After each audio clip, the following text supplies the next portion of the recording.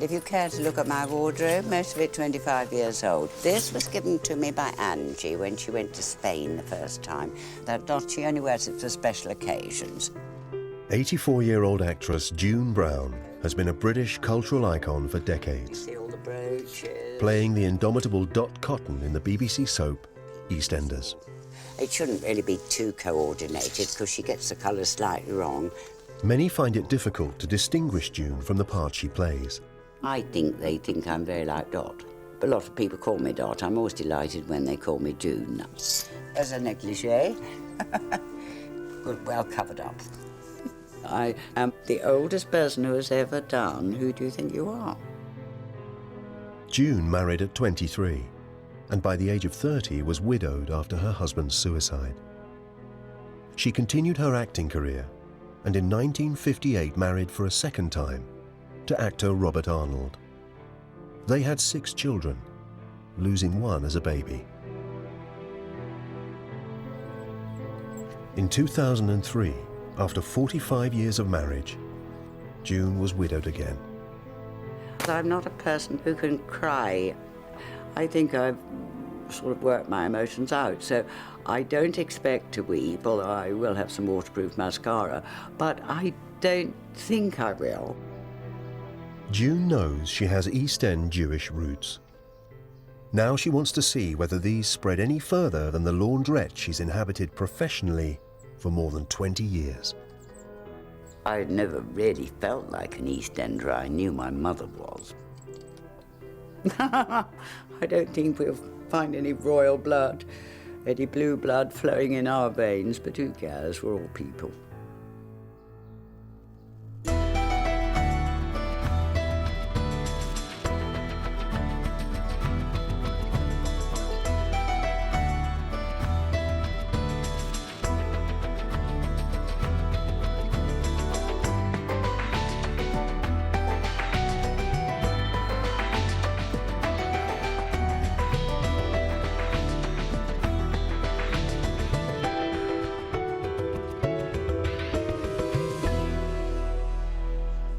I'm going to have a wine glass. So, did you want some GL? Right, where's the champagne? I was born in 1927. We had no television, telephones or cars. It was a lovely life. It's a different world from ours. At the age of 84, June feels that this is her last chance to discover if she's a real East Ender. Smile. Before she begins, her family has gathered at her Surrey home to send her off in style. Sorry, I've already drunk mine.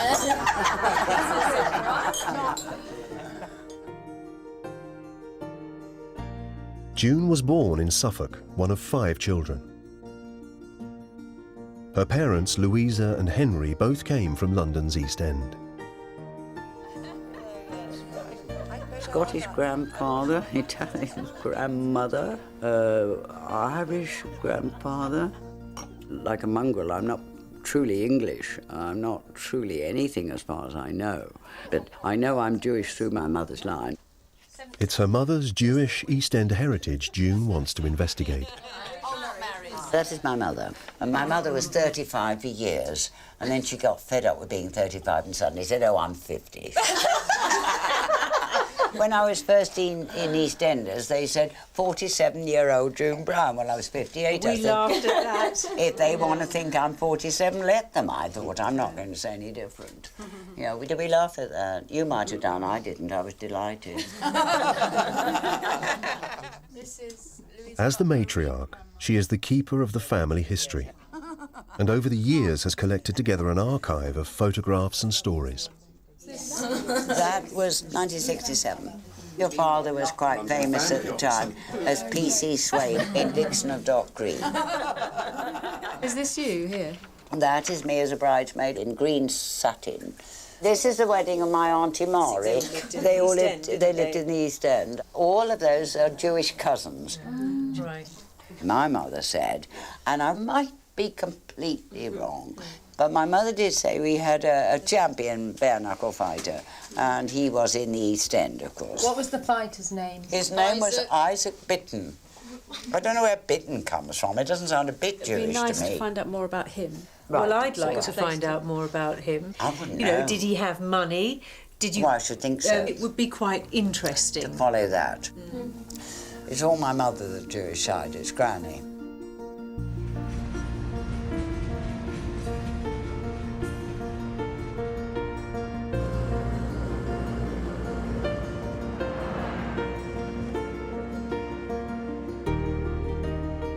June's family archive includes a document that proves she's a direct descendant from Isaac Bitton.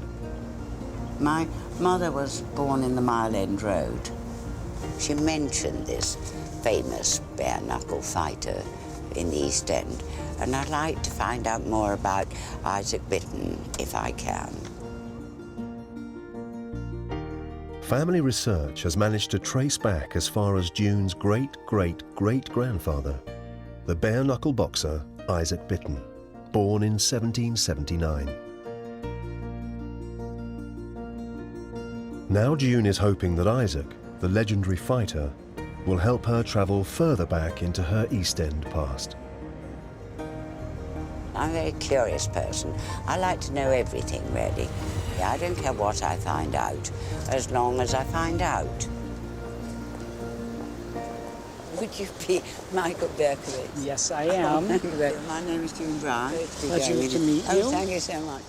Historian Michael Berkowitz is an expert on Jewish London and the early years of British boxing. And here we have Isaac Bitton, your great-great-great-grandfather. He was a big personality, a real East Ender. Yeah, well, I look at the little dancing feet. They remind me a bit of, you know, dance like a butterfly. But it looks like he has quite strong legs. Yeah. He was known for being undefeated, an extremely powerful fighter. In the early 19th century, Isaac Bitton lived in London's growing Jewish community in the East End, an area that for centuries had been home to those on the social margins. The bloodthirsty sport of bare-knuckle fighting was at the height of its popularity. Few rules existed, and audiences were entertained by bouts that could continue for hours. With no limit to the number of rounds, the winner was only decided when his opponent could no longer stand and fight. For men like Isaac, the sport provided one of the few paths to fame and fortune. One of the things that's very interesting is not only were Jews involved, who were pretty marginal in society, but also Irish and blacks. Yeah. And one of the things that boxers consider very special is that although it's a very brutal world, that they treated each other with more respect and more dignity than they would be accorded in the wider society. If you could take a look, there was a paragraph down here that I've marked. One thing, at all events, is certain. He was a Jew. That was unmistakably stamped upon his physiognomy. The hooked nose, the thick lips, the swarthy complexion, the curly black hair and piercing black eyes. Every traditional feature of the Jewish face was there in most marked and pronounced characters. So they're talking about the racial characteristics, which is completely wrong, but he had no problem showing himself as a very almost stereotypically Jewish Jew. I think this is part of his personality and part of the magnetism. He was very comfortable, although he had a lot of it, he was very comfortable in his own skin. You mean when he was fat? Yes, he was fat, but agile. The sport of bare-knuckle boxing was illegal. Fights were arranged covertly, many taking place on London's commons far from the attention of the police. But attending the fights had become a fashionable pastime. The cream of society enjoyed mixing with London's underworld. Though most of the boxers themselves saw little profit from the fights, vast sums were won and lost by the wealthy audiences betting on the outcome. A fighter like Isaac Bitton would have been lauded by his aristocratic audiences.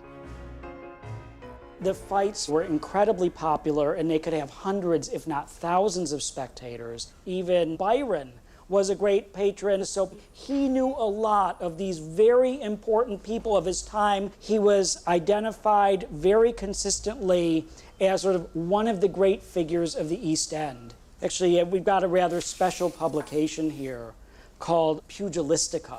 It's just a little over 100 years old. If I could have you read toward the end. This is fun.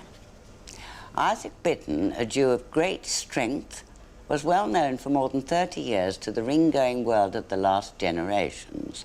His draw with Maddox deserves preservation, and for these reasons we have given the ponderous Isaac, a niche in our history. It's a fight that lasts 74 rounds, which would be absolutely unheard of. It's referred to as one of the hardest fought battles ever. Isaac actually came out on top. By the end, he said he simply isn't going to be able to see. He was probably completely swollen. Well, this one, yes, he probably, his eyes. Yeah. Oh, dear me. Do you think his brain was damaged? I think if he didn't get damaged in some way, it would be utterly remarkable. Isaac Bitton's epic fight of 74 bloody rounds took place in December 1802 on Wimbledon Common when he was just 23 years old. It would be the greatest fight of his career. Isaac retired undefeated. His weight after his retirement so immensely increased that although his activity was remarkable for his size, he drew at scale 17 stone. That's not that bad nowadays. They can be 22, really quite small. For quite a long time, though, he was the life of the party. I mean, he was one of the major figures. I think it will most likely be helpful to see what kind of evidence is available at Bevis Marks Synagogue, because there are references to him as being Sephardic, that is, coming from the Spanish world, which means either Spain or Portugal at some point.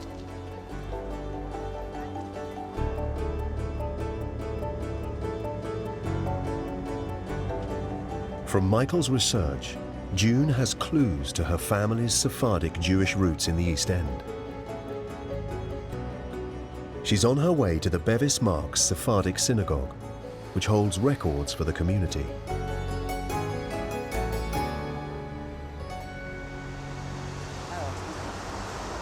Hello, how nice to meet you. My name's June Brown. Yours is? I'm Maurice Bitton. I look after this wonderful old synagogue. You're not a relative by any chance, are you? Well, I was hoping we were, but I don't think we are. I'm sure we must be with a name like that. If you go back far enough, we probably are. As you can see, this was built in 1701, which makes it the oldest surviving synagogue in the country. Oh. It's beautiful, isn't it? It is, isn't it? All the candelabra, I suppose you call them. You get this wonderful sense of silence. Let me introduce you to Miriam Rodriguez Pereira, who's our archivist. How do you do? It's very kind of you to come and tell me. It's been a pleasure to do. Is this the rabbi's Reading desk. reading desk? This is the book of all the Hebrew marriage certificates. There we are. There he is. Their names are given in Hebrew here. Isaac, son of Abraham, Bitton.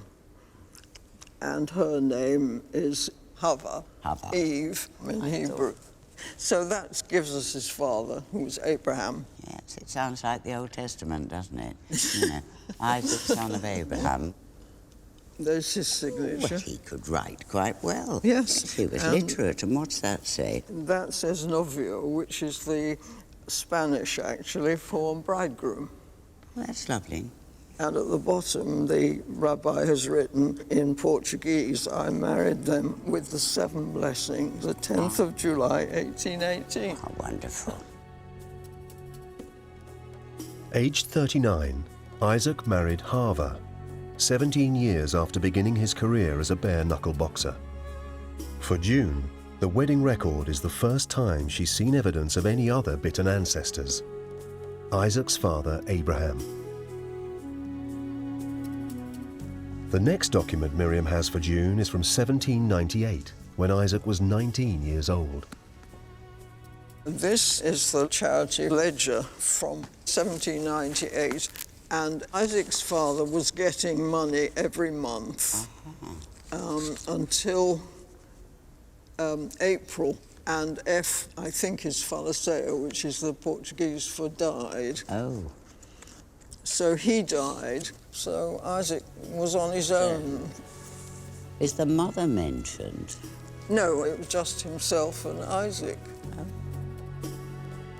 The charity ledger proves that Isaac and his father Abraham were living on their own in London's East End. June wants to discover what happened to Isaac after his father's death. So we know from the birth register Isaac had 11 children altogether. And this is the ledger for the charity allotment by the congregation, which gives all the details of It's the money they give. Isaac Bitten Relief. Yes, Isaac, here we are. Isaac gets money, 10 shillings. This was in 1838. But I mean, how long was that? Do you know that he stopped boxing? I don't think he was ever wealthy, Oh. and he didn't have very much, and the congregation was very good at providing for people and giving them allowances and giving them coal in the winter. Otherwise, there was no welfare for anybody. And they'd starve, So, especially all those children. Yes. More than a century before the creation of a welfare state, Britain's poor relied on charity for survival. The Bevis Marks Sephardic Synagogue looked after its members, distributing tzedakah, charitable donations to the needy, like Isaac and his family. There is a note of his death. So, Right. Oh, it's in English. That's marvellous. Well, I can read this. Where did it go? Here we've got it. Look, old Ikey, nice, isn't it? After a few weeks' illness, breathed his last at the age of 60 in the Eastern Quarter, when he was so long known, and lies in the Jewish burial ground near Bethnal Green. well, it's Mile End Road, actually. Yeah, well, you see, that's where my mother was born. Isaac died in 1839 at the age of 60. He had fathered 11 children. It's weird, what's that? In order to learn any more about her Sephardic roots, June has to turn her attention to Isaac's father Abraham, her great-great-great-great-grandfather. Abraham was an immigrant, as far as we can tell, and I should think the most likely place is Holland, from Amsterdam. Why would you think that? Well, because a lot of our people did come from there. Yeah. I want to ask you, Miriam, if there are any graves that one could visit for, because if Abraham died here, he would have been buried here. Yes, they were both buried here, but unfortunately there is no grave now. And we don't know whether there were gravestones. If there were, they didn't survive. Despite Isaac's fame in the East End, no memorial to the bare-knuckle boxer exists. Isaac died penniless, just as his father Abraham had 4 decades earlier.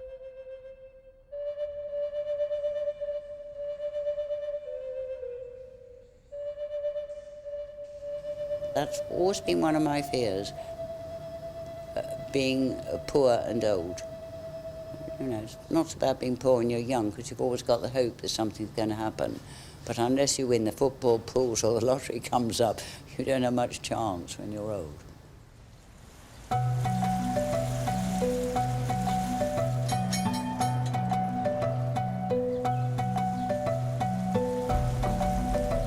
It seems likely that Abraham and Isaac made their way to London's East End from Holland. June's come to Amsterdam to discover if they did live here, and if so, why they migrated to London when Isaac was only 10 years old. For me, it's rather like reading a detective novel. which I do all the time. That's the only things I read, unless I'm being serious. And this is like this for me, you know, finding out all sorts of fascinating things.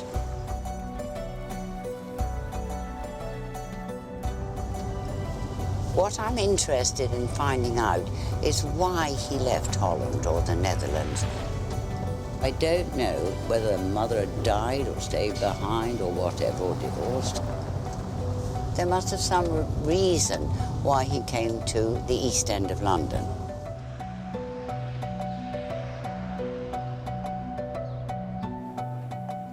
At Amsterdam's Municipal Archives, June has arranged to meet Harman Snell, a specialist in Jewish genealogy.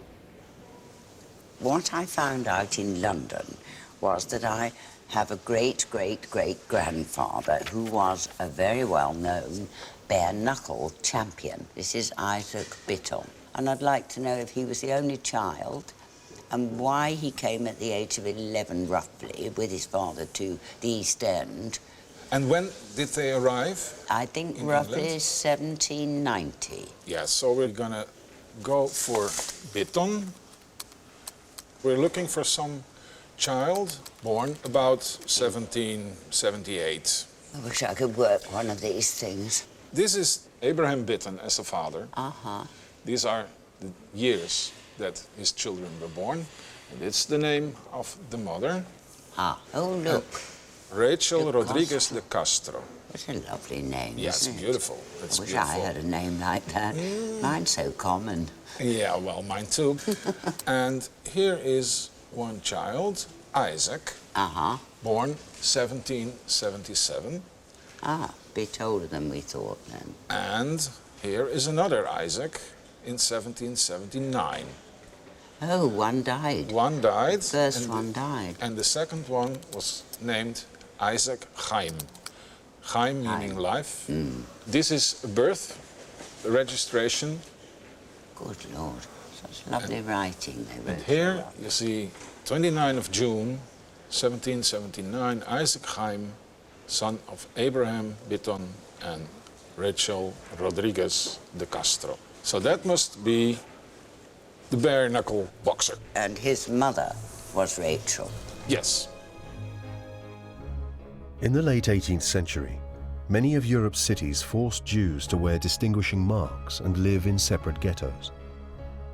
But in Amsterdam, the city in which Abraham and his family were living, Jews were tolerated and could move about and practice their faith freely. But even with this freedom, Jews were prohibited from most professions. Many were forced to scrape together a living as street traders. So what prompted Abraham and the 10-year-old Isaac to abandon their family and leave the most tolerant city in Europe for an uncertain future in England? What I want to show you is a book which is called the Thermos. The Sephardic community, if they had to deal with something, they wrote it in this book. Very fancy. Very fancy. Yes. But Abraham Bitton is registered here, being a taxpayer for the community. Ah, so he wasn't on the poor relief then? No. He had a job? He had a job. Most likely, he was a hawker on the street. So not a liability on the congregation? No, Ah, well done. not yet. No, no.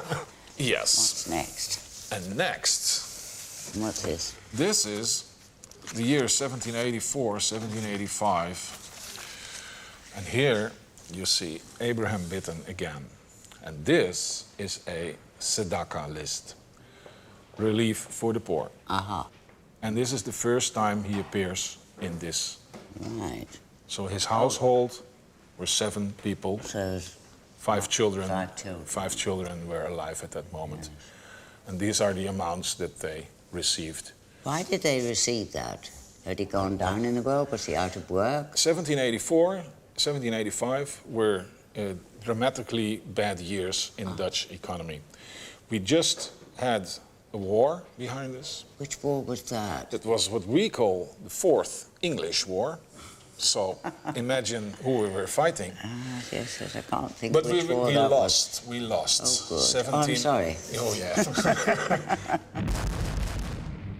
In 1780, the British declared war on Holland when the Dutch came out in support of George Washington and his revolutionary forces in America. 4 years of war with Britain followed. The Dutch economy was in ruins, and in the years that followed, Jewish street traders like Abraham, who in the good times had managed to eke out a living for their families, now faced destitution. The 10-year-old Isaac and his father Abraham joined a wave of Jewish migrants in search of a new life in the booming city of London. Abraham's wife Rachel and Isaac's siblings were left behind in Amsterdam. Why did he move to London without his wife and other children? Do you He know? probably thought in London there might be chances. He went there to see if there were chances to stay there for a longer time and get his family over. But Still goes on. it still works like that. But in 1795, the Netherlands were invaded by France.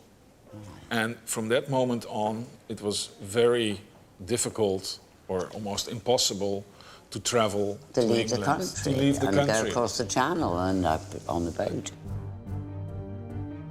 By 1795, Europe was in the grip of the French Revolutionary Wars.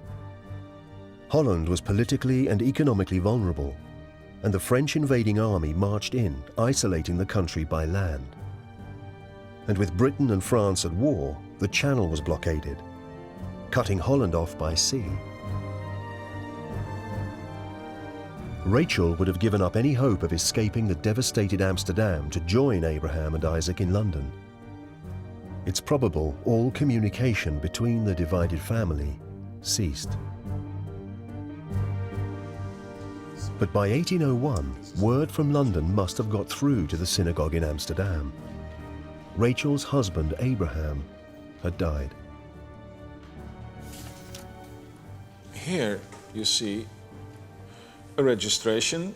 The widow of Abraham Bitton. Oh, yes. Abraham had already died.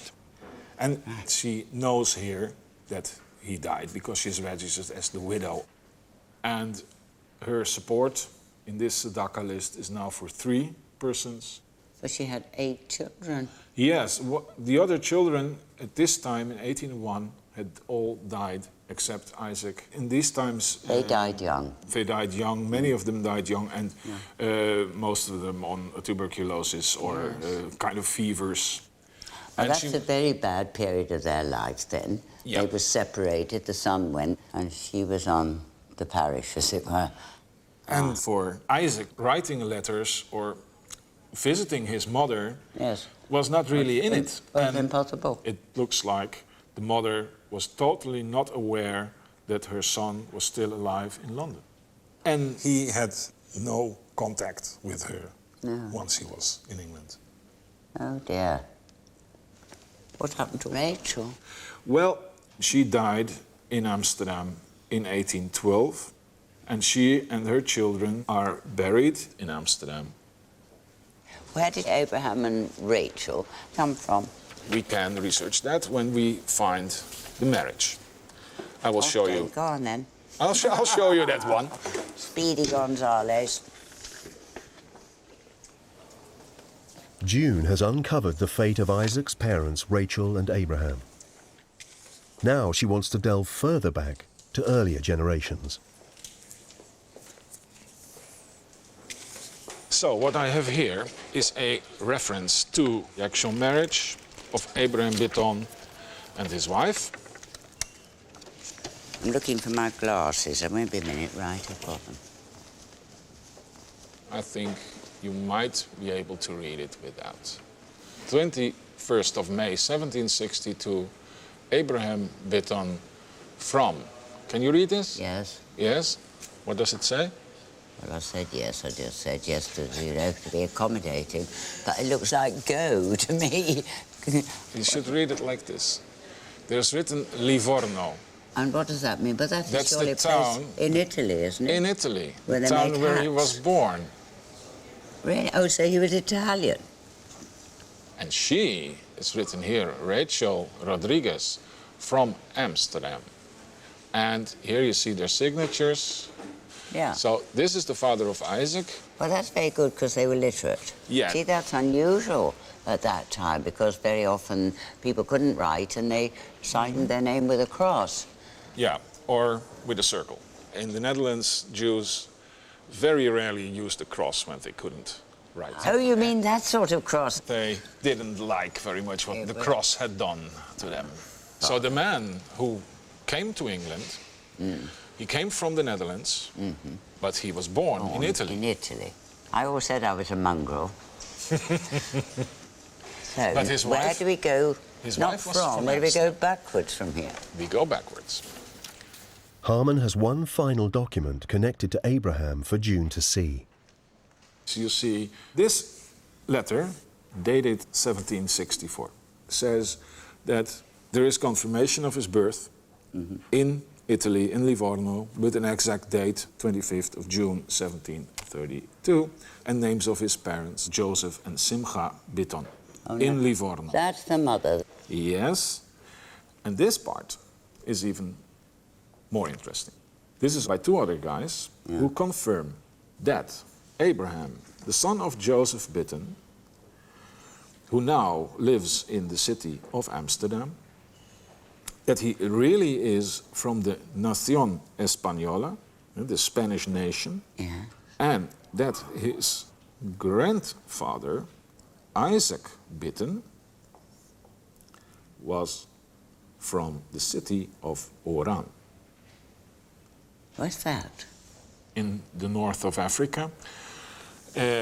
Africa? In Algeria, nowadays Algeria. Algeria. And at that time, it was Spanish ruled. Oh, Ruled by the Spanish. right. But it says that the whole family was expulsado, was expelled, together with all the Jews, todos los hebreos, in the year 1669. So all the Jews were expelled from that town. Because of faith, their faith? Yes. Oh. Thank you.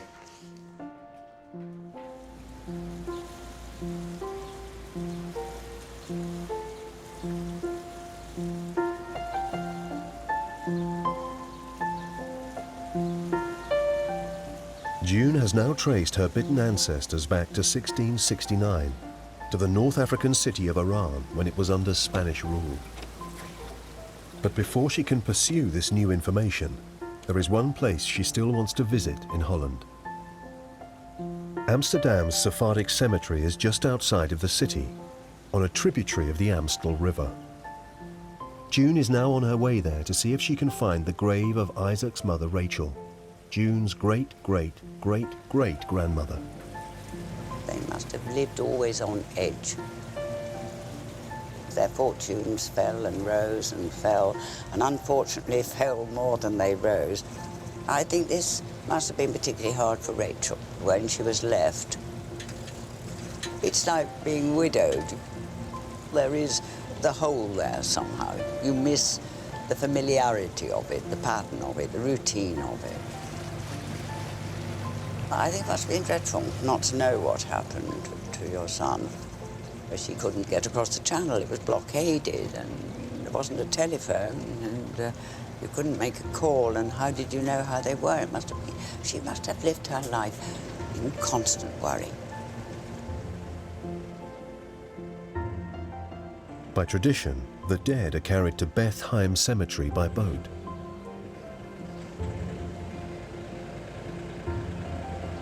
Hello. Thank you. May I hand you this? Thank you. Opened in the early 17th century, the cemetery is still used and cared for by Amsterdam's Sephardic community.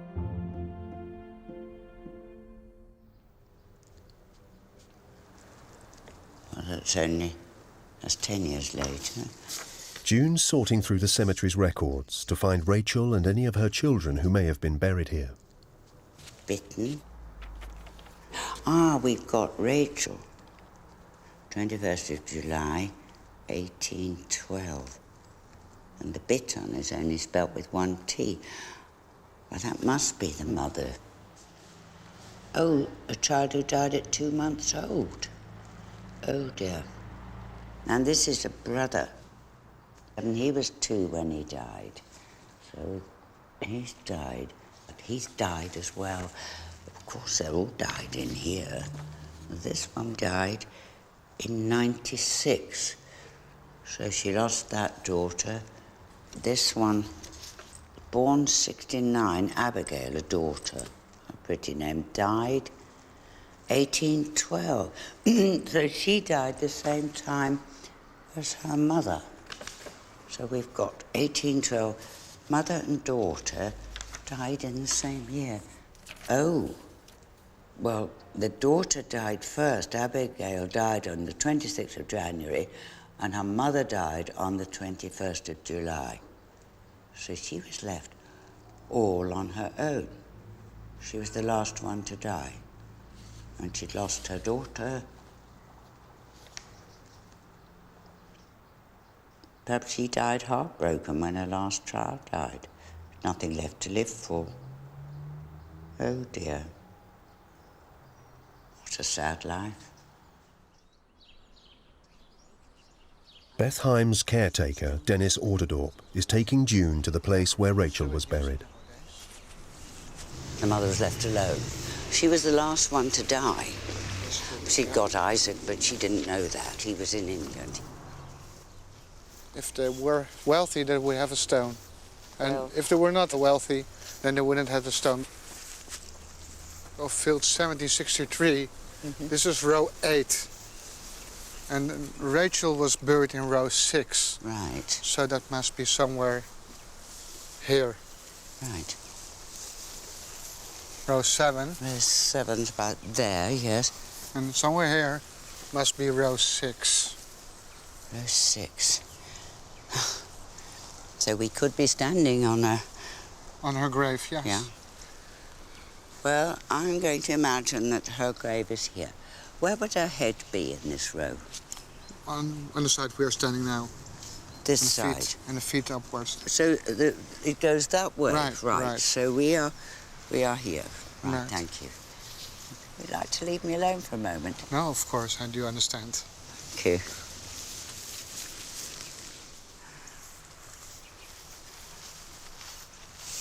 So, Rachel, dear great-great-great-great-grandmother, I have come to visit you, which you never expected, and I'm going to show you what happened to your only living child when you died.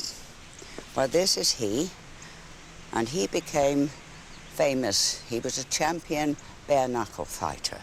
So you would have been very proud of him. So where is the sun? There. And I brought you a flower from him, and wherever the sun goes, that face will track it. So may your face always be beside the sun.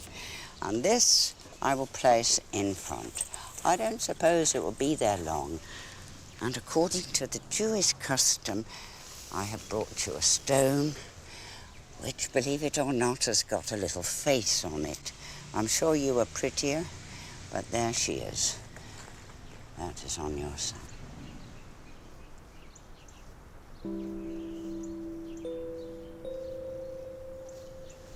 I feel a kind of affinity with this Rachel, partly because of the amount of children that she had, partly because she named 2 of her children, I think it was, when the first one died with the same name, and I did the same. I had a premature baby that died when she was 16 days old, and I named her Chloe. And then I had Sophie, and then I had William, and the next one I called Chloe again. And of course, I've lost 1 child. My mother lost 2 children. She had 5, and I had 6, I suppose. And this, how many has she lost? All of them in the end. And she was widowed. And I am twice widowed. And so I do feel very much that I understand what it must have been like for her when she was left at the very end with no children, no husband. I'm quite sure she gave up.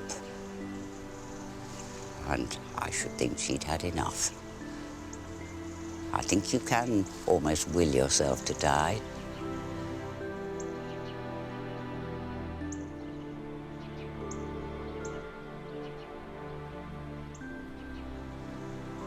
She at least knows that she had one son living at the time of her death who became successful and was charismatic and very well liked. Now there is success.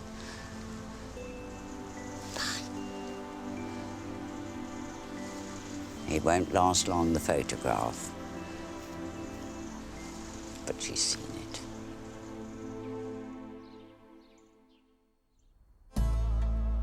June has traced her Bitten family's line from the East End to the heart of Amsterdam's Sephardic community. To follow these Sephardic roots any further, June has to step back a century earlier and trace the journey that her family made from Iran in North Africa when it was under Spanish imperial rule.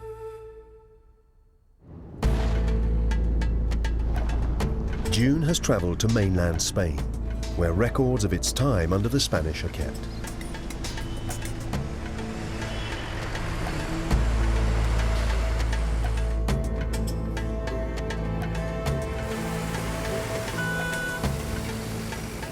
She's starting her journey in Madrid, once the capital of the largest empire in the world.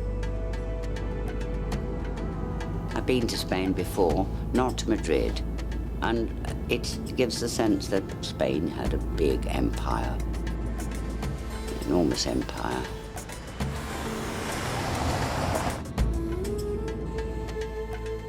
June is in pursuit of another Isaac, her great-great-great-great-great-grandfather. She knows this Isaac was expelled from Iran, in modern-day Algeria, in 1669. I might be able to find out more about my Sephardic roots. What happened to those particular Jews, because that is a very interesting thing to be part of. When June's ancestor was living in the North African Spanish outpost, religious intolerance raged.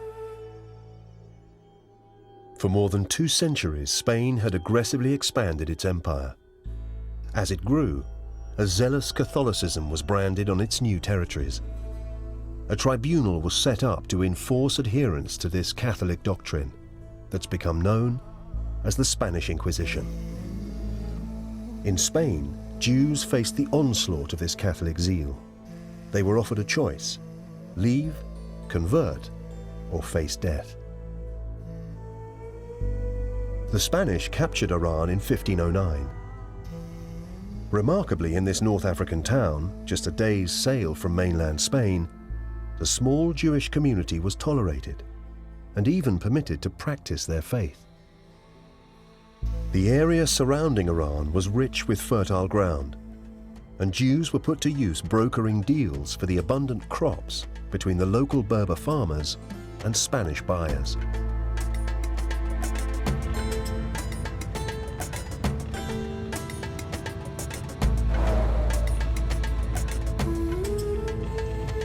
The largest collection of documents connected to the Jewish presence in Iran is held in royal archives, north of Madrid, in the town of Simancas.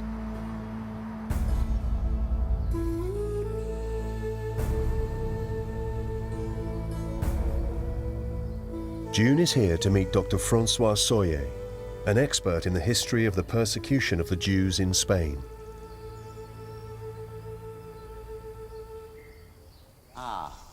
You must be François Soyer. Hello, June. You know my name. I'll sit like down, to shall I? sit Thank down? you. These are rather beautiful. It is. It's a beautiful watercolour, isn't it? This is a map of... Map? Of the Western Mediterranean, yes. Looks like a pretty picture to me. On the upper side of this map is the Mediterranean coast of Spain. Yes. Tahina, Alicante. In the middle, Mallorca, Ibiza, and here at the bottom, what is today Algeria, known back in the 17th century as the Barbary Coast. Is that right? And Oran here, this town on this side. Yes, thank you. And what is that? That is a more detailed map of Oran, drawn actually in 1675. The town is surrounded by walls. It's very much a military outpost. Yeah. It's got hostile Muslim outposts all around it. Now, the Jews in Iran had this rather peculiar existence. Never fully trusted by the Spaniards.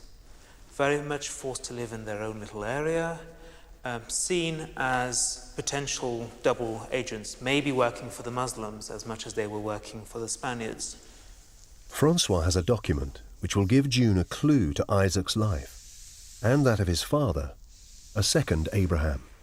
Now, this is from the Royal Archives. I'm going to get slightly round nearer you, and we can both read at the same time. Its date is from... What language is it? It's in Spanish. Oh, I don't think I'll bother. You can tell me about it. I'll give you a translation of it. Its date is from 1637. And what it's telling is that in that year, 2 Jews from Iran asked for the right to trade in Spain. And this is exactly what the document says. So, Sadia Elaike and Abraham Ben Botten, Jews... What's that name again? Ben Bottom? Ben Botten. Ben Bottom. So the name has changed. Yeah. And the Botten here is probably a Spanish sort of transliteration of what the original name would have been. Is this Abraham related to me? The names are so similar. Uh-huh. Abraham, Ben Botten, Isaac, Bitten, that there should be almost no doubt that they are related. Abraham was probably his father. So these 2 Jews have asked the crown for the right to come to Spain for their business dealings. Mm-hmm. Jews are not allowed to go to Spain normally. No. In fact, there's a death penalty against any Jews who were to be found in Spain without any proper authorization.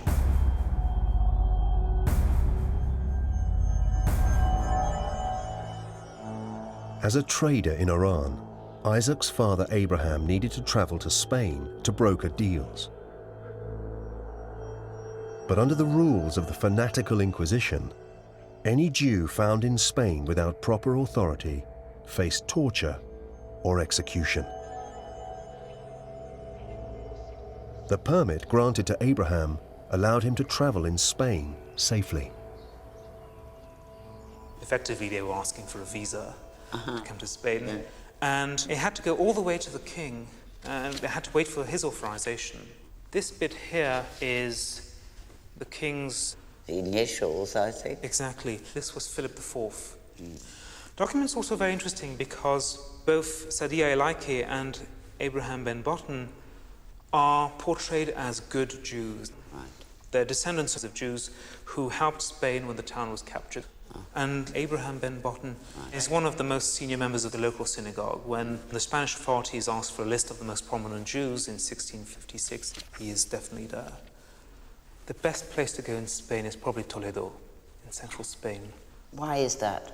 Well, it has probably the best preserved medieval Sephardic synagogue in the Western Mediterranean, and I would heartily recommend you go there. Once again, June has uncovered a father and son, another Abraham and another Isaac, living in Iran in the mid-17th century.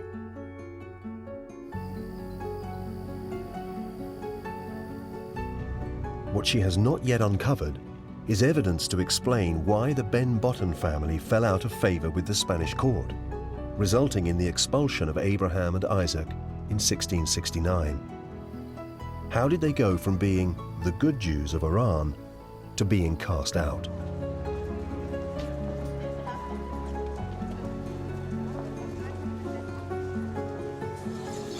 Abraham was a Sephardic Jew, which of course makes me Sephardi, fact of which I'm rather proud. He came from Iran in Algeria, which was a Spanish property. It was a fortress town. They had been there for years, but suddenly they were all expelled. Whether it was just a general pogrom or whether there was a particular reason is what I hope to find out. During the violent years of the Inquisition, few synagogues were spared. Many were converted to churches, others looted or destroyed.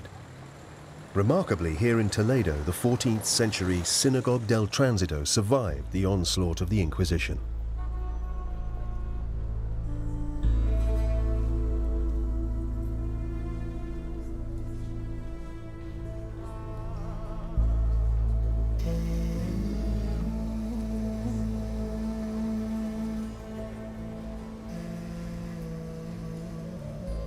It's very hard not being of the Jewish faith, but coming from Jewish roots. I see both sides, I suppose, and I suppose that's what we should all do. I don't understand religious wars. That is where we all go wrong.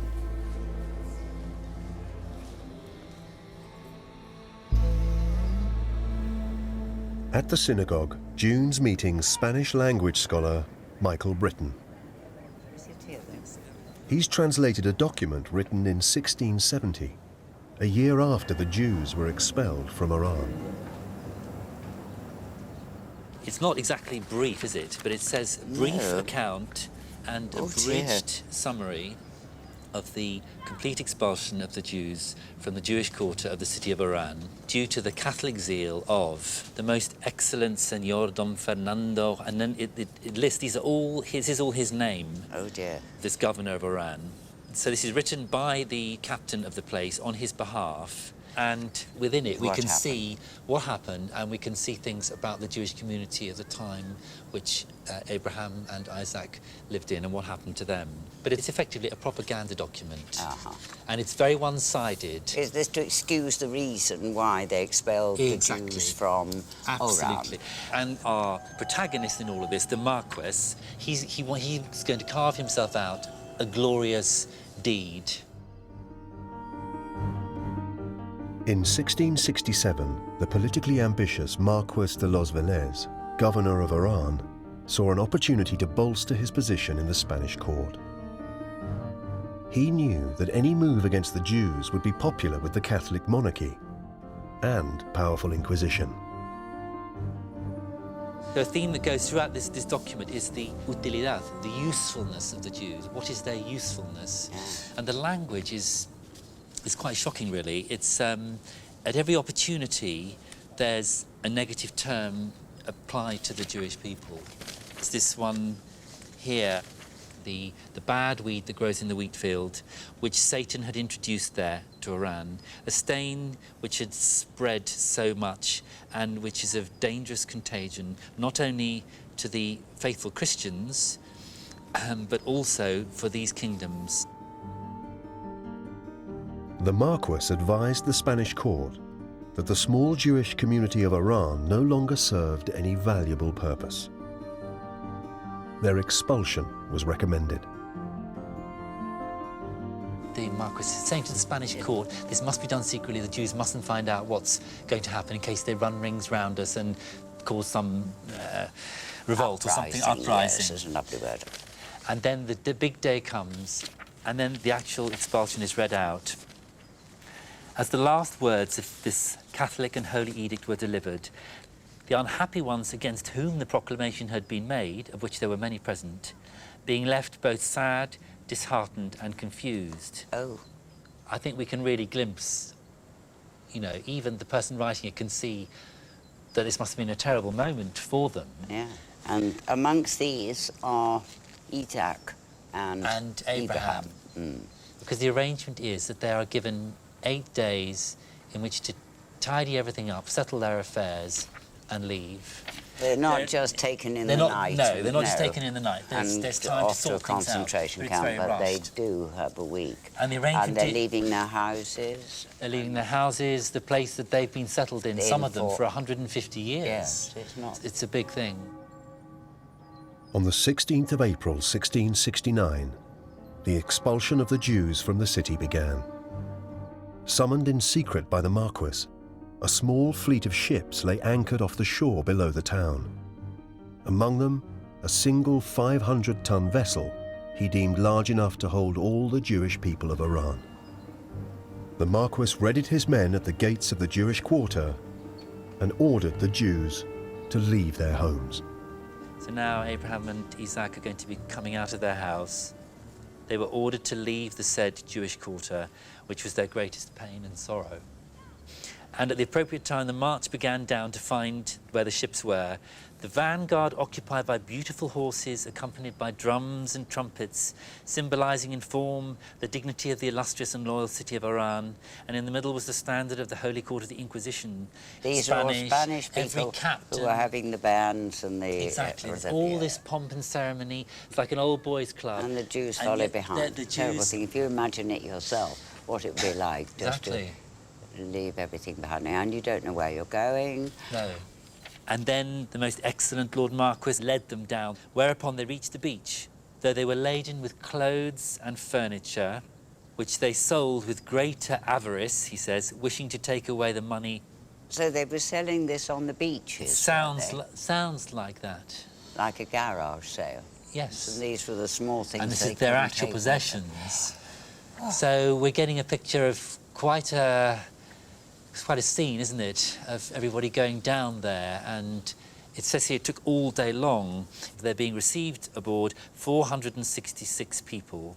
It says His Excellency the Marquis, though the passage of the Jews onto the ship took most of the day, remained at the spit of land by the water without alighting, nor disbanding the squadron, till he saw that abhorrent people fully disembarked from the beach. And we know that from Oran, which is just around here. You can just see it there. I can barely see it. I can't see it. There's an O-R-A-N. If you go up from the A of Barbary, you go up a bit. This one is there that is one. Oran. That's it. Right.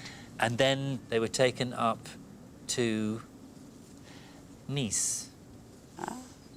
And they only allowed the richest people to stay there, and 300 were not allowed to disembark.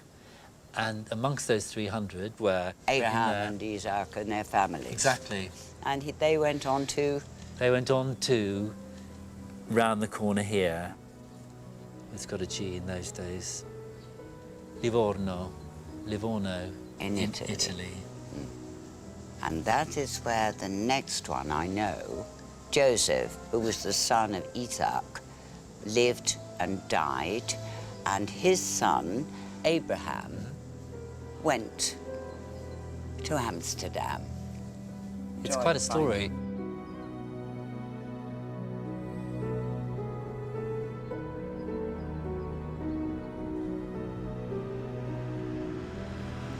They talk about the wandering Jew, and they seem to have wandered all the time.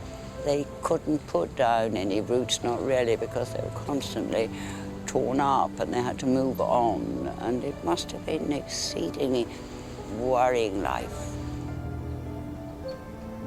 Belonging to the Sephardic tribe, you know, I do think that it maybe is the reason why some collective consciousness, some distant race memory makes me think, but I have to be settled. I don't like being unsettled.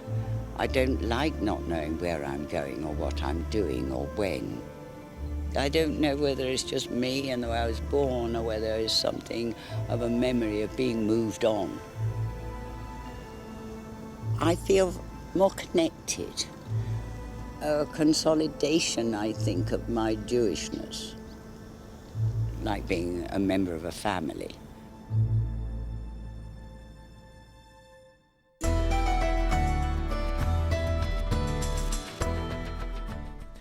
Next week, it's the turn of the Harry Potter author J.K. Rowling to trace her family tree. And you can read more about how Who Do You Think You Are researches its subjects in a blog by the executive producer. That's online now at bbc.co.uk/tvblog.